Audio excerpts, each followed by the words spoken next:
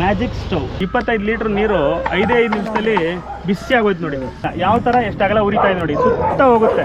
ದಯವಿಟ್ಟು ನೀವು ಇದ್ರ ಮೊರೆನೇ ಹೋಗಿ, ಇದರಿಂದ ಆರೋಗ್ಯನ ಕಾಪಾಡ್ಕೊಳ್ಳಿ. ಸಪೋಸ್ ನೀವು ಬೆಳಗಾಮಲ್ಲಿ ಇದ್ದಿರೋ, ಹುಬ್ಳಿಲಿ ಇದ್ದಿರೋ, ಧಾರವಾಡದಲ್ಲಿ ಇದ್ದಿರೋ, ದಾವಣಗೆರೆಯಲ್ಲಿ ಇದ್ದಿರೋ, ಅಥಣಿ, ಗೋಕಾಕು, ಮಹಾರಾಷ್ಟ್ರ ಬಾರ್ಡರ್ ಗಂಟಾನು ಕಳಿಸ್ಕೊಟ್ಟಿದ್ದೀವಿ. ನಮಸ್ಕಾರ, welcome to Masala Chai Media. ನಾನು ಅಕ್ಷಯ್ ರೇವಣ್ಕರ್. ಹೋದ ಸತಿ ನಿಮಗೆ ಆಧುನಿಕ ಸೌದೆ ಒಲೆದು ಒಂದು ವಿಡಿಯೋ ತೋರಿಸಿದ್ವಿ.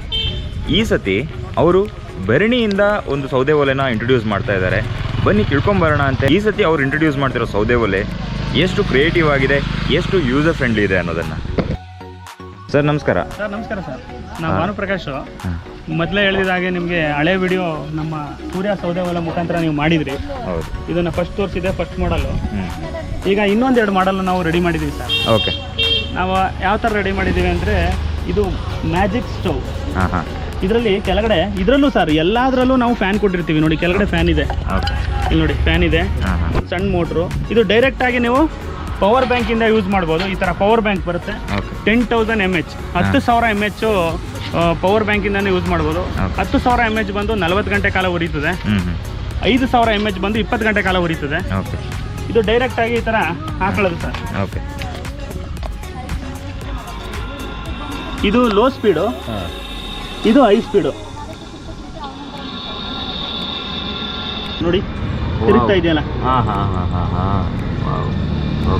ಯಾವುದು ಫ್ಯಾನ್ ಇಲ್ಲದೆ ನಾವು ಮಾಡೋದಿಲ್ಲ. ಯಾಕೆ ಅಂದ್ರೆ ಫ್ಯಾನ್ ಮಾಡೋದು ಯಾವುದೇ ತರ ಹೊಗೆ ಸುತ್ಕೋಬಾರ್ದು, ಮನೆಯೆಲ್ಲ ಕಪ್ಪಾಗಬಾರ್ದು.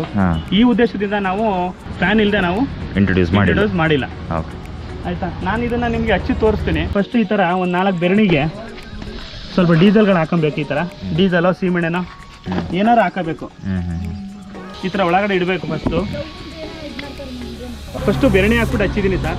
ಈ ಬೆರಣಿ ಏನು ಉಪಯೋಗ ಆಗುತ್ತೆ ಅಂತ ನಿಮಗೆ ಹೇಳ್ತೀನಿ. ಯಾವಾಗಲೂ ಸರ್ ಸೌದೆ ಒಲೆ ಇದೆಯಲ್ಲ, 5 ರಿಂದ 8 ನಿಮಿಷ ಬೇಕೇ ಬೇಕು. ಈ ಗ್ಯಾಸ್ ಥರ ಚೆಕ್ ಅಂತ ಹಚ್ಕೊಂಡ್ಬಿಡಲ್ಲ. ಯಾಕೆಂದರೆ ಇದು ತುಂಬ ನಿಧಾನ ಆಗಿರೋದ್ರಿಂದ ನೀವು ಸೌದೆ ಒಲೆ ಹಚ್ಬೇಕಿದ್ರೆ ಸ್ವಲ್ಪ ಒಂದು 5 ನಿಮಿಷ 8 ನಿಮಿಷ ಕಾಯಲೇಬೇಕು. ಸಣ್ಣ ಸೌದೆಗಳು ಹಾಕೊಳ್ಳೋದು ಮತ್ತು ಚಕ್ಕೆಗಳು ಹಾಕೊಳ್ಳೋದು. ಫಸ್ಟು ಹತ್ಕೊಂಡು ಉರಿವಾಗ ಫ್ಯಾನ್ ಆನ್ ಮಾಡಬೇಕು. ಅದು ಫ್ಯಾನ್ ಆನ್ ಮಾಡಿದಾಗ ಸ್ವಲ್ಪ ಉರಿ ಜಾಸ್ತಿ ಆಗುತ್ತೆ. ಉರಿ ಜಾಸ್ತಿ ಆದಾಗ ನಿಮಗೆ ಯಾವ ಥರ ಉರಿತದೆ ಅಂತ ತೋರಿಸ್ಕೊಡ್ತೀನಿ.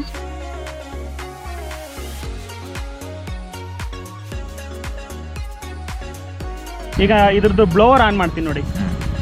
ಫಸ್ಟು ಹೈ ಲೆವೆಲ್ಗೆ ಬ್ಲೋವರ್ ಆನ್ ಮಾಡ್ಕೊಬಿಡ್ಬೇಕು. ಹೈ ಲೆವೆಲ್ಗೆ ಆನ್ ಮಾಡಿದಾಗ ಈ ಥರ ಗಾಳಿ ಸ್ಟಾರ್ಟ್ ಆಗುತ್ತೆ. ಅದ್ರ ಜೊತೆಗೇ ಹತ್ಕೊಳಕ್ಕೆ ಸ್ಟಾರ್ಟ್ ಆಗುತ್ತೆ.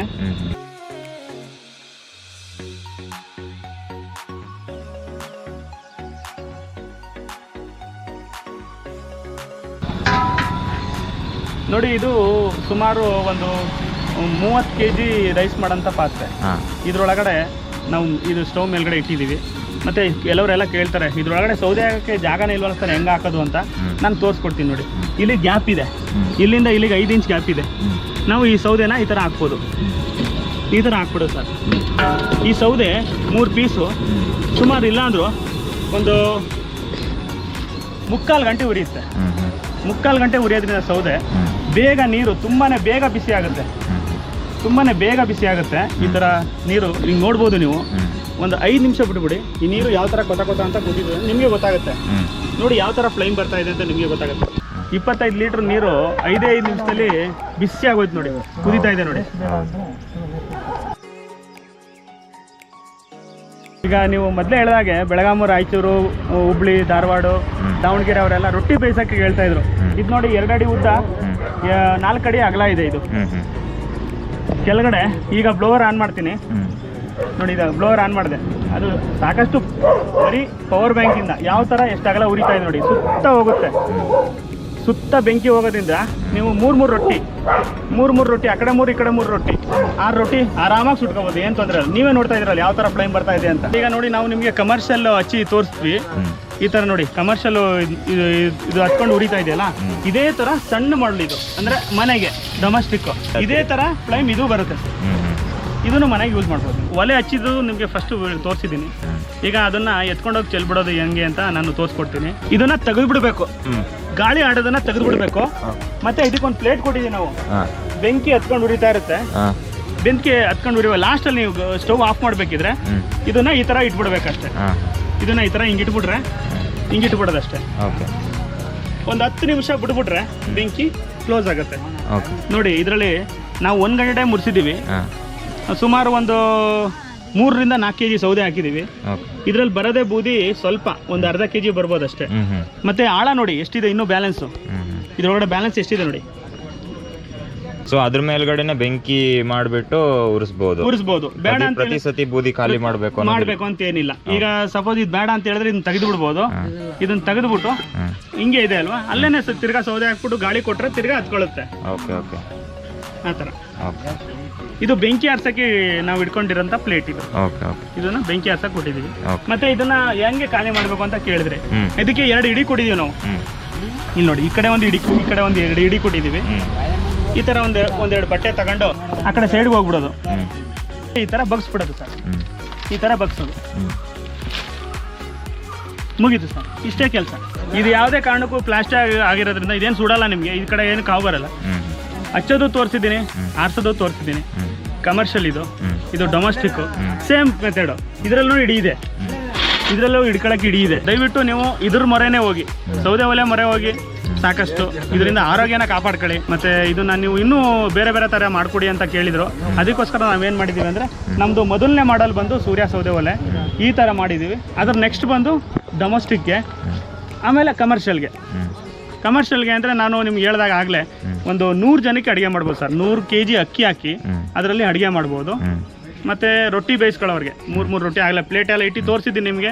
ಆ ಥರನೂ ಮಾಡ್ಕೋಬೋದು. ಏನಾದ್ರು ಬೇಕು ಅನ್ನೋರು ನಾನು ಕಾಂಟ್ಯಾಕ್ಟ್ ಮಾಡ್ಬೋದು. ನಿಮಗೆ GST ಬಿಲ್ ಕೊಡ್ತೀವಿ, ಗ್ಯಾರಂಟಿ 6 ತಿಂಗಳು ಗ್ಯಾರಂಟಿ ಇರುತ್ತೆ. ಈ ಥರ ನೋಡಿ GST ಬಿಲ್ ಕೊಡ್ತೀವಿ. ಇದರಲ್ಲಿ GST ನಂಬರ್ ಇದೆ ನಮ್ಮದು. ಮತ್ತು ಸಾಕಷ್ಟು ಜನದ್ದು ಪಾಪ ಬಡವರು ಬಗರು ಎಲ್ಲ ಇರ್ತಾರೆ. ಅವ್ರುಗಳೆಲ್ಲ ಏನು ಕೇಳ್ತಾರೆ ಅಂದರೆ ನಾವು ದುಡ್ಡು ಕಳಿಸ್ಬಿಟ್ರೆ ನೀವು ನಮಗೆ ಪದಾರ್ಥ ಕಳಿಸ್ಕೊಡ್ತೀರಾ ಅಂತ. ಖಂಡಿತ ಯಾವುದೇ ಥರ ಮೋಸ ಆಗಲ್ಲ. ನಾವು ಮೈಸೂರಿನವರು. ನಾವು ಅದಕ್ಕೋಸ್ಕರ ಇವತ್ತೇನು ಮಾಡಿದ್ದೀವಿ ಅಂದರೆ ನನ್ನ ಮನೆ ಅಡ್ರೆಸ್ನ ಈ ಪೇಪರಲ್ಲಿ ಬರ್ಕೊಂಡು ಬಂದಿದ್ದೀನಿ. ಮನೆ number 422 2nd cross, Bestageri, Nazarbad, Mysuru. ನೀವು ಯಾವುದೇ ಸಂಶಯ ಇಲ್ಲದೆ ನಮಗೆ ದುಡ್ಡು ಕಳಿಸ್ಬೋದು. ನಾವು ನಿಮಗೆ ಪದಾರ್ಥ ಕಳಿಸ್ಕೊಡ್ತೀವಿ. ಹೇಗೆ ಅಂತಂದರೆ VRL ಮುಖಾಂತರ, VRL ಟ್ರಾನ್ಸ್ಪೋರ್ಟ್ ಮುಖಾಂತರ ಕಳಿಸ್ಕೊಡ್ತೀವಿ. ಸಪೋಸ್ ನೀವು ಬೆಳಗಾಮಲ್ಲಿ ಇದ್ದೀರೋ, ಹುಬ್ಳಿಲಿದ್ದಿರೋ, ಧಾರವಾಡದಲ್ಲಿದ್ದಿರೋ, ದಾವಣಗೆರೆಯಲ್ಲಿದ್ದಿರೋ, ಅಥಣಿ, ಗೋಕಾಕು, ಮಹಾರಾಷ್ಟ್ರ ಬಾರ್ಡರ್ ಗಂಟಾನು ಕಳಿಸ್ಕೊಟ್ಟಿದ್ದೀವಿ.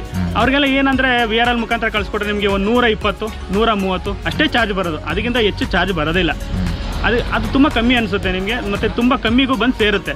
ಬರೋದು ಸ್ವಲ್ಪ ಲೇಟ್ ಆಗುತ್ತೆ. ಅಂದರೆ 2 ದಿನ ಆಗ್ಬೋದು, 3 ದಿನ ಆಗ್ಬೋದು ಅಷ್ಟೇ ಹೊರತು ಕೊರಿಯರ್ ಮಾಡಿದ್ರೆ ನಿಮ್ಗೆ ಏನಾಗುತ್ತೆ ಅಂದರೆ ಕೊರಿಯರ್ ಚಾರ್ಜಸ್ಸು ತುಂಬ ಬಂದ್ಬಿಡುತ್ತೆ. ಅದಕ್ಕೋಸ್ಕರ ಅದು ನಾವು ಕಟ್ ಮಾಡಿದ್ದೀವಿ. ಕೊರಿಯರ್ ಮಾಡಲ್ಲ. ಏನಿದ್ರು ಟ್ರಾನ್ಸ್ಪೋರ್ಟ್ ಮುಖಾಂತರ ಕಳಿಸ್ಕೊಡ್ತೀವಿ, VRL ಟ್ರಾನ್ಸ್ಪೋರ್ಟ್ ಮುಖಾಂತರ. ನೀವು ಏನಾದ್ರು ಆರ್ಡ್ರ್ ಮಾಡಬೇಕಿದ್ರೆ ನನ್ನ ವಿಳಾಸ ನೋಡ್ಕೊಂಡಿದ್ದೀರಾ, ಮತ್ತು ನನ್ನ ನಂಬರು ನೋಡ್ಕೊಂಬಿಡಿ. 7019660686. ಇನ್ನೊಂದು 8217329938.